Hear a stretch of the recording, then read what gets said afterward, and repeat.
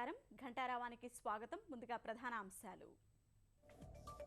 భారత్ పాక్ వివాదంపై ఐక్యరాజ్య సమితి ఆందోళన సంయమనం పాటించి శాంతి చర్చలు జరపాలని హితవు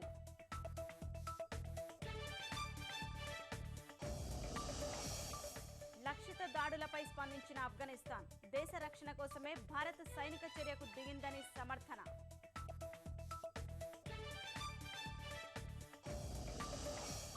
2019 నాటికి దేశంలో సంపూర్ణ పరిశుభ్రత సాధ్యం ఏపీ ముందుంటుందన్న ముఖ్యమంత్రి చంద్రబాబు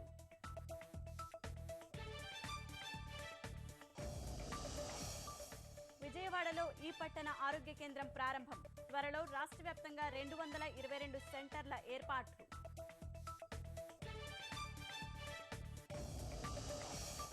బీహార్లో మద్య నిషేధ చట్టాన్ని కొట్టేసిన పట్నా హైకోర్టు న్యాయ విరుద్ధంగా ఉందని వ్యాఖ్య